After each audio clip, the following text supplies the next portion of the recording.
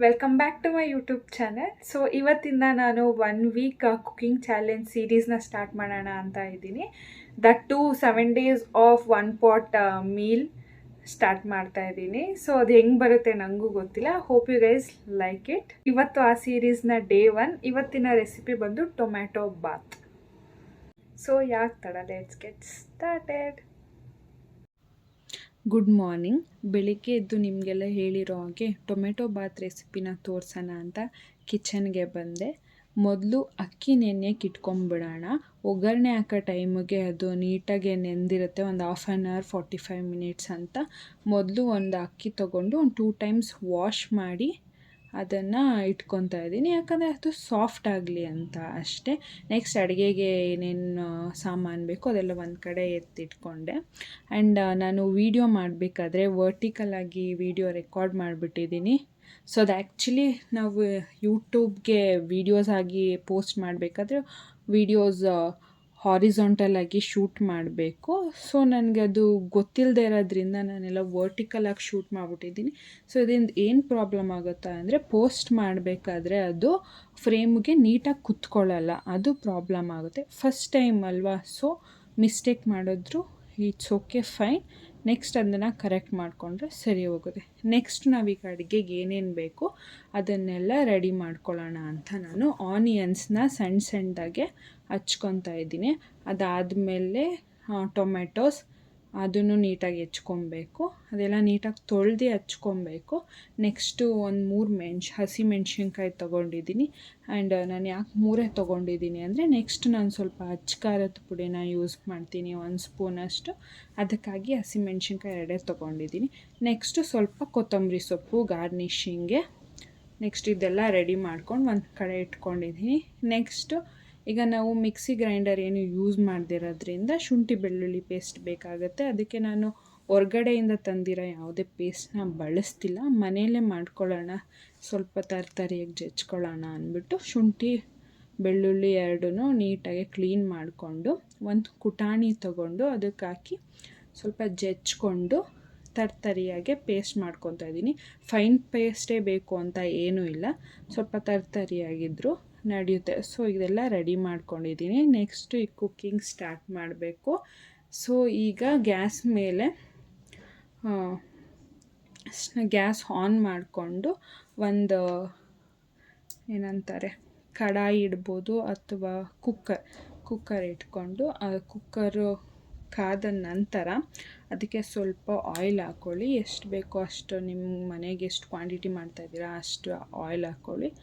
Oil ಕಾದ್ಮೇಲೆ ಅದಕ್ಕೆ ಚಕ್ಕೆ, ಲವಂಗ ಮತ್ತು ಅದು ಫ್ಲವರ್ ಥರ ಬರುತ್ತಲ್ವ ಅದನ್ನು ಹಾಕ್ಕೊಳ್ಳಿ. ಅದನ್ನ ಏನಂತಾರೆ ಅಂತ ನನಗೆ ಎಕ್ಸಾಕ್ಟಾಗಿ ಗೊತ್ತಿಲ್ಲ. ಅದನ್ನು ನಿಮಗೇನಾದರೂ ಗೊತ್ತಿದ್ದರೆ ಕಮೆಂಟ್ ಸೆಕ್ಷನಲ್ಲಿ ತಿಳಿಸಿ. ಅದು ಕಾಯ್ದಾದ್ಮೇಲೆ ಸ್ವಲ್ಪ ರೋಸ್ಟ್ ಮಾಡಿ, ಅದಾದಮೇಲೆ ನೆಕ್ಸ್ಟು ನೀವು ಹಚ್ಕೊಂಡಿರೋ ಅಂಥ ಎಲ್ಲ ತರಕಾರಿಗಳನ್ನ ಹಾಕಿ, ಮೊದಲು ನಾನು ಹಸಿಮೆಣ್ಸಿನ್ಕಾಯಿ ಹಾಕ್ತಾಯಿದ್ದೀನಿ. ಅದಾದಮೇಲೆ ಪುದೀನ ಸ್ವಲ್ಪನೇ ಇತ್ತು, ಸೊ ಸ್ವಲ್ಪನೇ ಹಾಕಿದ್ದೀನಿ. ಮತ್ತು ತರಿಯಾಗಿ ಜಜ್ಕೊಂಡಿರೋ ಶುಂಠಿ ಬೆಳ್ಳುಳ್ಳಿ ಹಾಕಿ ಸ್ವಲ್ಪ ನೀಟಾಗಿ ಫ್ರೈ ಮಾಡಿ, ಅದು ಫ್ರೈ ಆಗ್ತಾ ಇರಲಿ.